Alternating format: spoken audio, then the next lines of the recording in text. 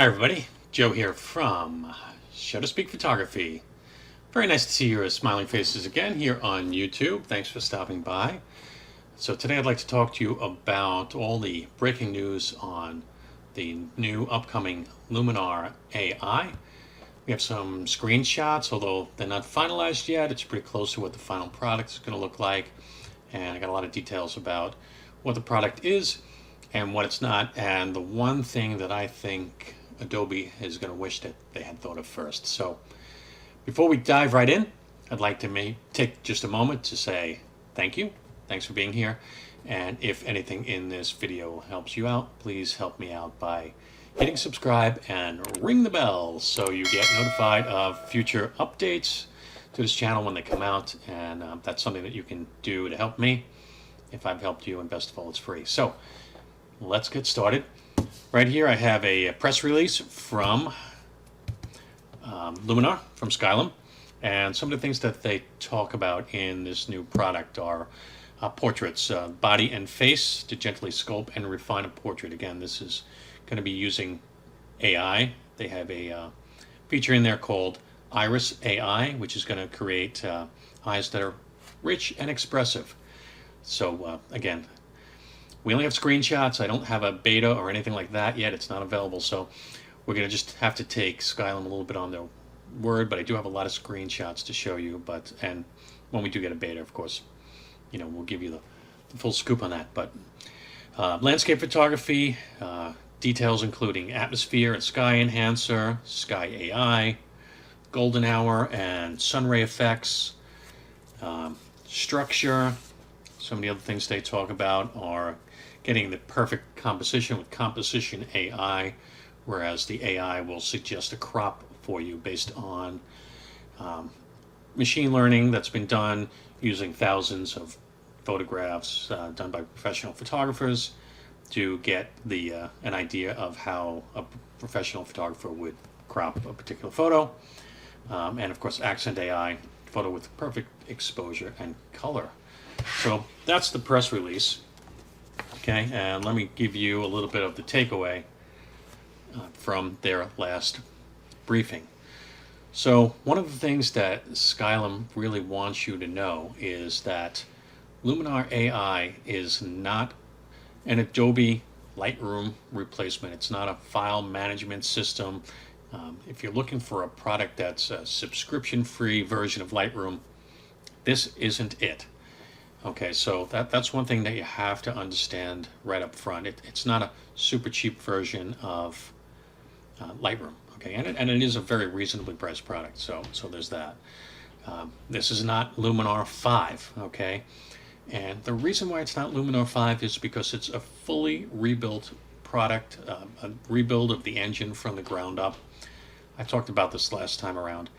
It's never an easy thing for a company to have to rebuild an engine from the ground up, but sometimes it's one of the best things that a company can do.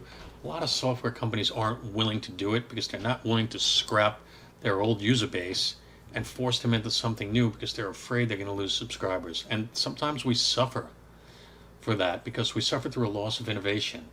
So, and I got to give points to Skylum for being bold enough to say, hey, you know what, we're rebuilding our engine from the ground up so that we have a framework that's going to last us for many years to come.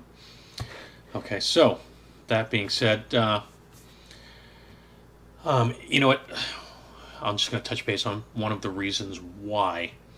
Again, this is one of the things that we touched about, again, in the previous video. There is no migration path from Luminar 4 to Luminar AI. It's not going to be able to upgrade your catalog and move your existing catalog into Luminar AI. The reason why is the effects and adjustments are not the same. So there may be sliders that you had in Luminar 4 that don't exist in Luminar AI, and there may be sliders in Luminar AI that did not exist in Luminar 4.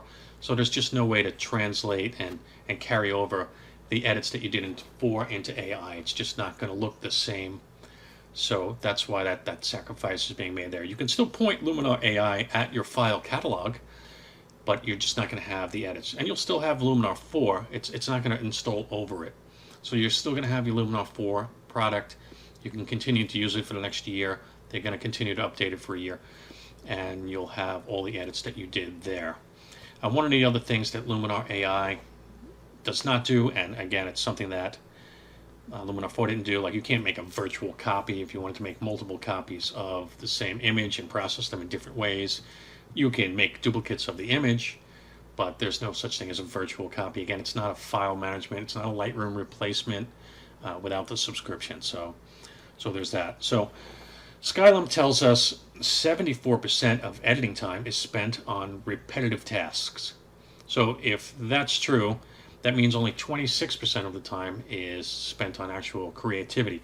So the goal of Luminar AI was to say, hey, what if we could eliminate most of that 74%, and then you'd either have time to do other things, time to spend with your family, time to take more pictures, or more time to work on creativity, because they've eliminated that bulk of that 74% of repetitive tasks. So that was the goal when Luminar AI was constructed, and I think to some extent they really have captured that from what I've seen.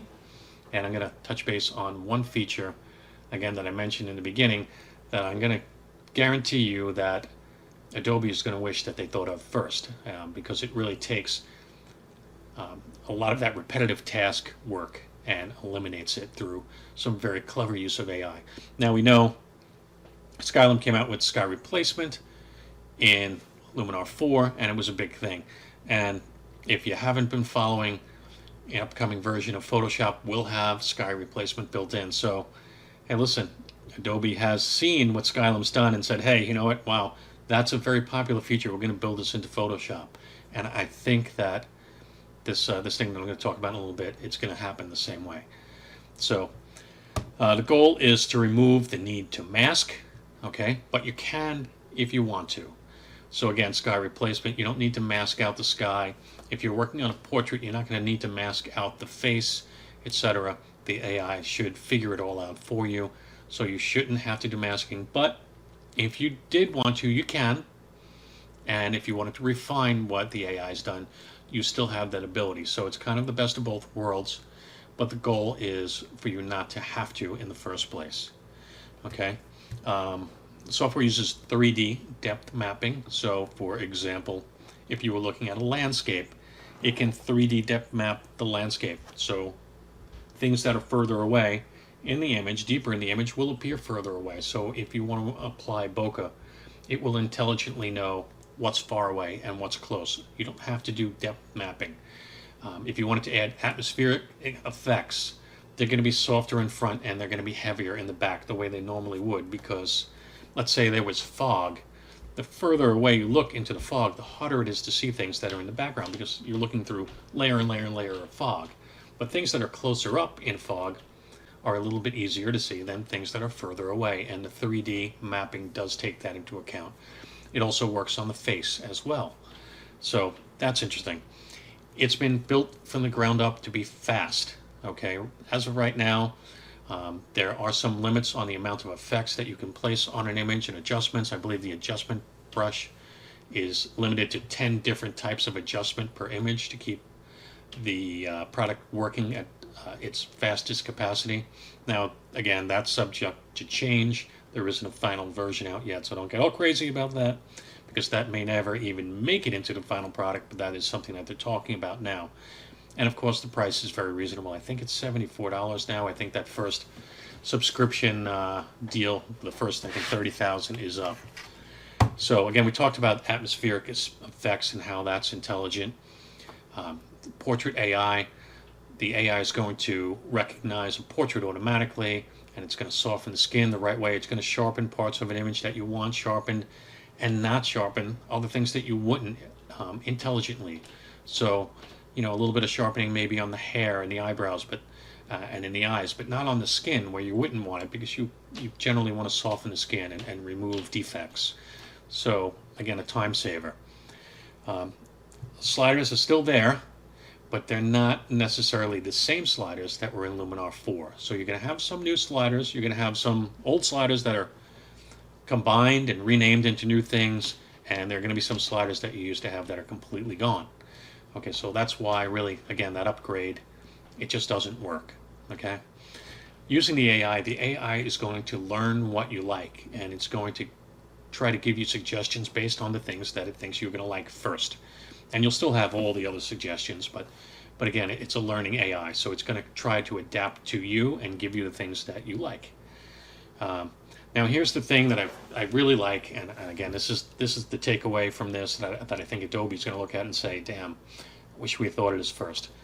Let's say you shot an event, okay, and you have a series of images from an event. Maybe it was an outdoor event, and some are a little bit brighter, some are a little bit darker. Maybe there were some clouds that creeped in, maybe some are in bright sunlight. With this new type of editing, you can actually edit the first image, and it doesn't matter if it's a bright image, it doesn't matter if it's a dark image, you edit it to the way you want it. And then using an AI syncing method, you can tell Luminar AI, hey, listen, edit the rest of this batch and make it come out the same way as this first one. So, all right, we can do that in Lightroom now, right? We can move the sliders around and we can sync them, and every picture will get the exact same sliders. But if some were in the shade and some were in the sun, that's going to be a disaster, because if you edited the first one in the shade and you brought up the shadows, ones that were in the sun, maybe you needed to bring the shadows down there because things might be overexposed. So really you're creating a mess, so you can't do that, right? So in Lightroom, you can batch edit similar looking images, but you can't batch edit a whole group of images shot at the same time. That's where Luminar AI kind of raises the bar. So you're going to edit your first image, and you're going to say, hey, I want the sky to look like this, I want the shadows to look like this, I want the people to look like this, and sync it. And using intelligent syncing, it's not going to matter if the images are bright or dark, it's going to make them all look similar to the first image, okay? So if your next image is overexposed, it's going to bring the overexposure down to match the exposure of that first image. If your next image is underexposed, it's going to intelligently bring the exposure up to match the exposure of the first image. That's a game changer, folks. There is no other product out there that can do something like that. It's a huge time saver. So that's a fantastic and very intelligent use of AI. It's a game changer, okay? And guaranteed, you will see that way down the road, maybe a year from now. You're going to see that in Lightroom or Photoshop, where Adobe's going to say, hey, yeah, look at that. And people really love that. That was a great idea. Let's use our Adobe Sensei to do the same thing. I'm telling you, it's going to happen, okay? What do you need to run this baby? Intel i5 or Ryzen 5, AMD Ryzen 5 or better, 8 gig of RAM, 10 gig of hard drive space. They recommend having an SSD, and it's Windows 10 only, folks. So you Windows 7 holdouts, Windows 8, 8.1 holdouts, you're not going to be able to run this. But hey, it's time to move up to Windows 10. It's here to stay. So that's that. All right, so that being said, let's take a look at some images, and let me show you some screenshots, and I'll go over a few things with you. Okay, so this first screenshot we're seeing here, again, Luminar AI, this is kind of what the software is going to look like, although it's not completely finalized yet. But you're going to see here your catalog. Okay, so that's where all your images are going to be. Templates. So this is really kind of the flow that you're going to get. The first thing you're going to see is templates. And if you see on this side, it says for you. So it's going to take a look at your image. The AI is going to analyze it, and it's going to give you suggestions in the for you section. Now you're going to notice something here. This is a landscape image, right? And you'll see here, creative landscape. The AI analyzed this image, knew it was a landscape, and gave suggestions that work well on landscape photos. Okay, so you could take some of the suggestions as a starting point. You would be able to slide through here and see different ideas. You'll be able to see them on the screen. Once you pick one that you like, you can move on to your edit tab.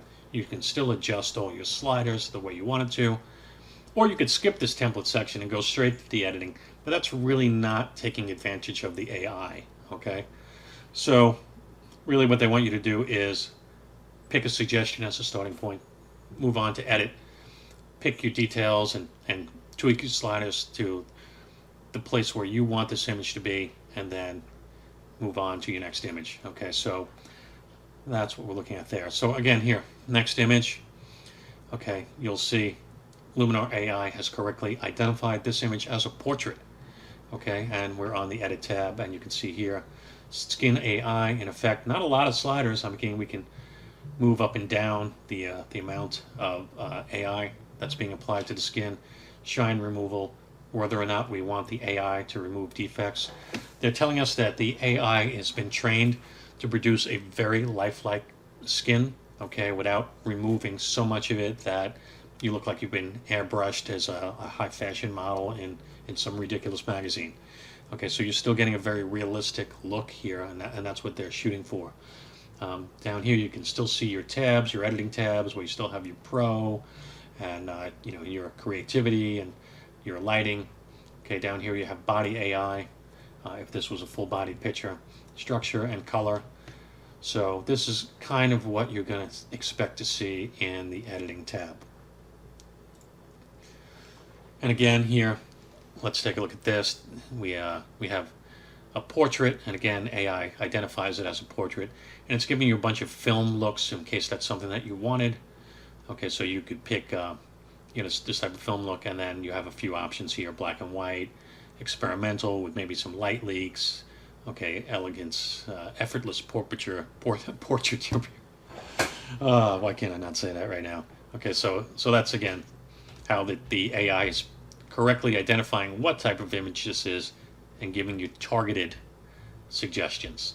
Okay, and that's where this product really differs, because typically you'd open up an image and you just, if there were templates, you'd be bombarded with, you know, landscape, portrait, you know, etc.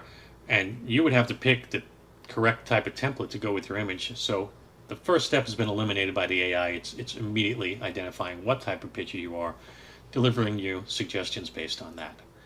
And again, here we are, okay, with a creative landscape, okay, and we have here the sunset collection, and again the template's just showing you some fast fix, cinematic, Toscana, right, and giving you different looks for this image, and you can just click through them and or hit see all and see all of your options and quickly apply them.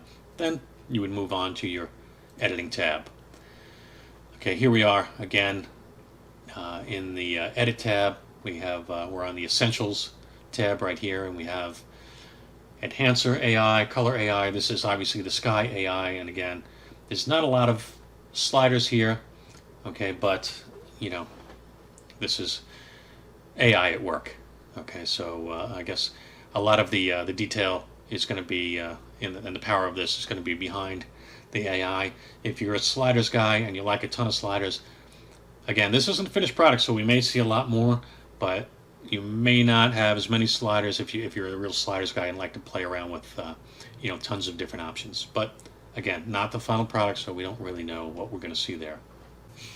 Okay, so here are some before and after photos. So again, obviously that's the after. So this is the before, run through the AI, and that's the after. Okay, and a very nice effect there, really nicely done. Okay, a before, and let's see what the AI could do with this, and after. This one I really like. It really did a nice job with this. So here's the before, and here's the after, and it really, you know, just by darkening all of this out and really deepening the blacks. I mean, look how we eliminate this light and this fixture over here and this and all this very distracting detail, and again, a real nice image. So you see how that was done. So I think the AI kind of nails it on something like that. Of course, it's all subject to opinion. So here's our before, and there's an after, and the AI really pulls out the detail there. You can see it's a little bit overexposed. You know, it's a nice image, but then it really kind of, you know, really nails it. Really gets these tones in here, so you kind of look through and really, now you're really focused in on what's interesting, looking through that window. Okay, so here's the next one, and again, I think the product really does a nice job with this image as well. And you see it applies a nice creative crop, and again, AI is going to give you cropping suggestions, and it also does a great job with the color. So let's take a look at the before. And the after, it really nails the contrast, the color, and a nice crop. And here's our before. And there's the after. This really pops out the detail over here. And these walls, here's the before. Here's the after. You see the way that pops right out. You know, and again, this may not be for everybody. Some people might feel that this is overdone. Some people may love it. But it's just a suggestion, and you don't ever have to take the suggestions of the AI. You could always move on to the next suggestion or bump right over to your edit tab. But again, like I said, Skylum doesn't picture you doing it that way. They really want you to find a suggestion that gets you off the starting point through the AI. So here's an image. Sky's too bright in the background. This is very much underexposed, the facial area. So AI fixes that straight away. It recognizes it's a portrait, pulls out the details in the face, tones down the sky really nicely. So a nice job there.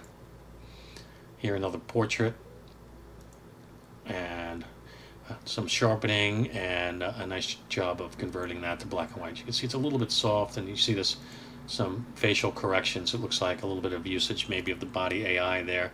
You see that it does narrow the face a little bit. Maybe it's just me. What do you think?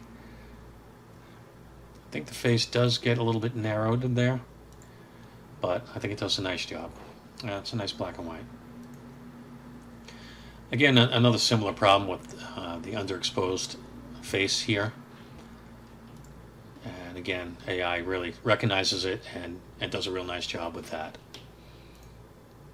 Another portrait, a little bit overexposed over here. Over here we got some highlights from that sun leaking through.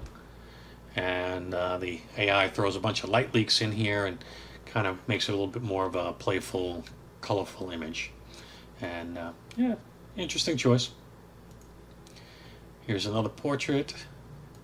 And again, light leaks, something that is going to come with the program, okay, and available through the AI. And you can see how it saturates the lips, the eyes, the eyebrows, and throws in the light leaks. Does a really nice job there as well. And again, you still have the erase brush. You could go in and clean up the hairs and things like that using the erase brush. You can use it now at any time in an image, which is a little bit different than the way it worked before. Okay, so even after you've applied all these AI effects, you can still go in with the erase brush and erase out all these stray hairs and things like that, and it will intelligently recognize all the changes that the AI made and work nicely with those, okay, and give you a nice fill-in. So that's all the sample images that we have from Luminar. And again, we do expect a beta to be out soon, and as soon as we're able to share you all the details from that beta, we certainly will. But so there you have it. I hope you're excited about it. There's going to be a link to pre-order it down in the description of this video, so if you'd like to pre-order it, by all means hit that link and order it up. There's no discount code as of right now, but it is a great deal, this program, I think. It's not a Lightroom replacement. I think that I will use it, you know, in conjunction with Lightroom as a complement to it. I'll probably be bouncing from Lightroom into Luminar, doing my editing there, and then bouncing the finished product back to Lightroom. I'll probably work that way, and I'll probably be very happy, honestly, doing it that way. I'm probably going to really enjoy using this program, you know, from time to time, you know, on the images that I feel it's appropriate for. And if that batch AI editing works the way we hope it works, I may find myself in it, you know, very, very often. And so again, I hope this video helps you out. If it did, help me out by hitting the subscribe button, ring the bell so you get notified of future updates. And once again, I appreciate you taking the time out to watch this. And you know what? Look forward to seeing you next time. So thanks, YouTube. Bye-bye.